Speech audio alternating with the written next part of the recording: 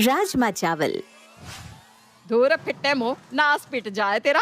राजमा चावल बोलकर ये पुलाव लाकर थमा रहा है मुझे। काले चश्मे क्या पहन लिया मैंने? तूने तो मुझे अंधा ही समझ लिया। धीरे बोलो ना मम्मी। अरे मुझे मत सिखा। राजमा चावल खिलाएगा बोलकर मुझे यहाँ लाया था ना तू। अरे कैसा रेस्टोरेंट है ये? मुझे राजमा चावल भी नहीं ला कर दे रहे ये लोग। मुझे नहीं खाना यहाँ। परविंदर जोर जोर से चिल्लाने लगती है और उसकी आवाज सुनकर रेस्टोरेंट का मालिक वहां आता है। क्या गलती होगी मैडम, बताइए, हम अभी डिश चेंज कर देते हैं। राजमा चावल लाने को कहा था इसे, और ये बावला देख क्या लेकर आया है। पुलाव। चावल में काजू डालकर 30 मार खान बन रहा है। यही खाना होता तो मैं यहाँ क्यों आती?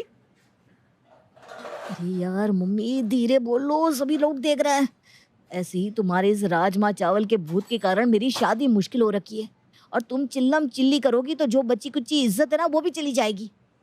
क्या हुआ परविंदर, तू तो वही बहू लेकर आई थी ना, आ गया स्वाद। लगता है बहू ने अब तक राजमा चावल नहीं खिलाए। मेरे घर में तो राजमा भी है और चावल भी है, बस बनाना किसी को आता नहीं। तू अपना कर देख। खुद के घर पर तो खाने के लाले पड़े हुए हैं और मुझे बोल रही है नास पीटी। चल संजू यहाँ से, वरना इस बबले की हड्डी पसली एक हो जाएगी मेरे हाथों। कंफ्यूज हो गए क्या? अब परविंदर का कैरेक्टर ही ऐसा है, अच्छे अच्छे कंफ्यूज हो जाते हैं। तो मैं और आप क्या है? तो मैं आपको इंट्रोड्यूस करवाती हूँ परविंदर से। परविंदर को बचपन से ही राजमा चावल खाने का बड़ा शौक था। वो अपनी कामवाली के हाथों के राजमा चावल की ऐसी दीवानी थी कि शादी के बाद वो उसे अपने साथ ससुराल भी ले आती है। पर एक दिन उसकी कामवाली ऐसी छुट्टी पर जाती है कि लौट कर आती ही नहीं। बस फिर क्या था, उसके बाद से बेचारी परविंदर का राजमा चावल खाने का सपना सपना ही रह जाता है। अपने इस सपने को पूरा करने के लिए परविंदर ने क्या क्या नहीं किया। अपने बेटे प्रीतम की शादी तक करवा देती है, पर हे भगवान, तेरा लाख लाख शुक्र है, आज मेरा सपना पूरा हो गया। हे अन्नपूर्णा माँ, बहू के हाथों में ऐसा जादू देना कि राजमा चावल का स्वाद बिल्कुल मेरे पसंद के राजमा चावल की तरह निकले। टेबल पर बैठी हुई परविंदर यही सोचती जाती है। आधा घंटा, 1 घंटा, 2 घंटे इसी तरह बीत जाते हैं, पर परविंदर की बड़ी बहू रसोई से बाहर आती ही नहीं। अरे बहू, मैं जानती हूँ कि तू दुनिया की सारी डिशेस बनाना जानती है, पर देख अब ना सारे डिशेस बनाने मत बैठ जाना। मुझे तो बस राजमा चावल खिला दे बहू।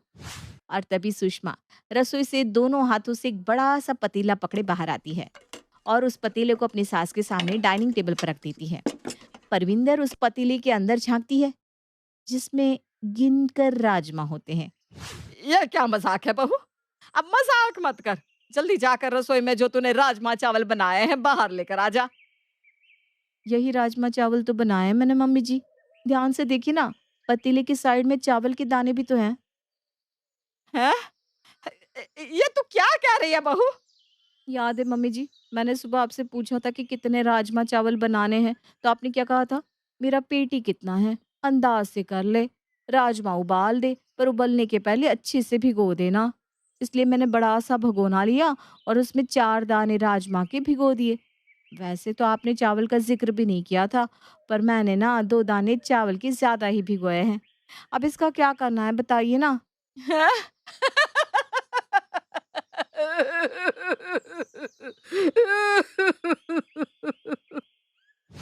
टेबल पर बैठी परविंदर पहले तो जोर जोर से हंसने लग जाती है और फिर रोने, मानो उसकी मानसिक स्थिति खराब हो गई हो। और हो भी क्यों ना, जिस राजमा चावल के लिए उसने अपने बेटे की शादी की थी वो तो सपना ही रह गया था। किसी तरह अपनी माँ को संजू रेस्टोरेंट से बाहर लेकर आता है और दोनों घर पहुंचते हैं। 3 साल हो गए तेरी शादी को बहू। तुझे जरा भी तरस नहीं आता मुझ पर कि आज तो अपनी सास को राजमा चावल खिला दूं। 2 दिन से मेरा पेट साफ नहीं हुआ, पता भी है। पर कल रात तो तुम मुझे कह रही थी कि पिछले 4 साल से तेरा पेट साफ नहीं हुआ। अरे आप तो रहने ही दीजिए संजू के पापा। वादा किया था ना आपने मेरे पापा जी से कि आपकी बेटी को हमेशा खुश रखूंगा, तो रखिए मुझे खुश। लेकर आइए ना राजमा चावल बनाने वाली। लेकर आई ना तू राजमा चावल बनाने वाली, जिसने आज तक सिर्फ 4 राजमा के दाने भिगोए। तो अब तो बनाने वाले की उम्मीद ही मत कर तू।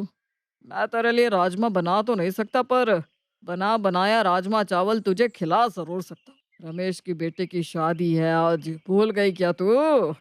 देश के बेहतरीन से बेहतरीन शेफ आने वाले हैं उसकी शादी में। तो आज रात तो तेरा सपना पूरा हो गया समझ। परविंदर की खुशी का कोई ठिकाना नहीं था।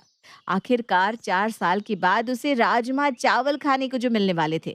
9 बजे की शादी के लिए वो शाम को 4 बजे ही तैयार होकर बैठ जाती है और बार बार घड़ी देखती हुई घर के चक्कर लगाने शुरू कर देती है। घर पर इस तरह से चक्कर लगाने से घड़ी का काटा जल्दी नहीं चलने लग जाएगा मम्मी जी। अरे तू तो चुप ही रह बहू। तू अगर ढंग की होती ना तो आज इस राजमा चावल के लिए मुझे भिखारियों की तरह किसी की शादी का इंतजार नहीं करना पड़ता। आखिरकार में समय आ ही जाता है जिसका सभी को इंतजार था। घड़ी के कांटे जैसे ही 9 बजे का इशारा करते हैं, परविंदर का पूरा परिवार रमेश के बेटी की शादी में पहुंच जाता है। परविंदर घूम घूम के सारे स्टॉल देखती है, पर कहीं भी उसे राजमा चावल नहीं मिलते। चिंटू, रोशन, कहाँ हो सब? रमेश, ये क्या शादी की है तूने? पूरा खानदान की नाक ही कटवा दी। ऐसी क्या बात हो गई भाभी? अरे रोशन, जा अपनी चाची के लिए पास्ता लेकर आ। कुछ ढूंढ रही थी क्या भाभी आप? क्या नहीं मिला आपको यहाँ? शादी में तो सारी चीजों का इंतजाम है। नान, तड़का, चाइनीज भेल। शायद ही कुछ होगा ऐसा जो छूट गया हो। हमने तो पूरे देश के कोने कोने के डिशेस लाकर परोस दिए हैं इस शादी में। मैं क्या करूं इन डिशेस का? मुझे तो राजमा चावल खाने थे। बड़ा रईस बनता है ना तू। अपनी शादी में राजमा चावल तक नहीं रख सका। अरे भाई, इतनी पैसों की तंगी आ गई थी तो राजमा और चावल मुझसे लेकर बनवा लेता। शादी के बीचों बीच ही परविंदर जोर जोर से तमाशा कर भीड़ इकट्ठा कर लेती है। खानदान की सभी बहुएं वहां पहुंच जाती है। इतने लोगों से भरा पूरा परिवार, पर उनमें से किसी को भी राजमा चावल बनाना नहीं आता था। कोई नहीं था जो जाकर राजमा चावल बनाकर परविंदर के गुस्से को शांत कर सके।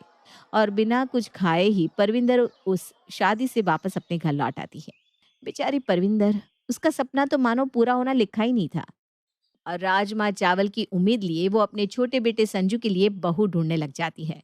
एक ऐसी लड़की जो राजमा चावल बनाने में एक्सपर्ट हो। पर किसी भी लड़की के हाथ का राजमा चावल परविंदर की पसंद का नहीं था और संजू की शादी टलती ही जाती है। एक रोज परेशान होकर संजू लव मैरिज कर एक लड़की को अपनी पत्नी बनाकर घर ले आता है। यह सब क्या है संजू? कौन है यह लड़की? आपकी इस राजमा चावल के चक्कर में मेरी शादी होना मुश्किल होता जा रहा था। न जाने कब आपको किसी लड़की के हाथों का राजमा चावल पसंद आता और न जाने कब मेरी शादी होती। इसलिए मम्मी मुझे ये सब करना पड़ा। माफ कर देना। एक आखिरी उम्मीद बची थी मेरी, तेरी बीवी। ऐसी लड़की लाती जो मुझे राजमा चावल बनाकर खिलाए। ये सब कौन सा मैं जानबूझकर कर रही थी बेटा? पर एक बार तेरी भाभी के टाइम गलती कर चुकी हूं मैं। उसके मायके वालों ने कहा था बहुत अच्छा खाना बनाती है हमारी बेटी, और मैंने मान भी लिया। पर शादी के बाद सारी असलियत सामने आ गई। इसीलिए मैं पहले ही टेस्ट ले रही थी बेटा। लोग तो गाड़ी में भी टेस्ट ड्राइव लेते हैं, तो ये तो मेरे राजमा चावल बनाने वाली बहू की बात थी। पर उस पर भी पानी फेर दिया तूने। आज मेरा दिल टूट गया। कसम खाती हूँ मैं, अब से मैं अन्न का एक निवाला नहीं खाऊंगी, चाहे अब भूखे भूखे मेरी जान ही क्यों ना चली जाए। और गुस्से में परविंदर अपने कमरे में जाकर बैठ जाती है। परविंदर की हालत देखकर सभी घबरा जाते हैं, पर नई बहू प्रेरणा मुस्कुराकर रसोई में चली जाती है। 1 घंटे बाद प्रेरणा अपनी सास के कमरे में राजमा चावल बनाकर ले आती है। आप अपना अनशन मत तोड़िएगा मम्मी जी, बिल्कुल भी नहीं। और किसी के कहने पर तो बिल्कुल नहीं। आखिरकार लोगों ने आपके राजमा चावल की प्यार को मजाक बनाकर रख दिया है।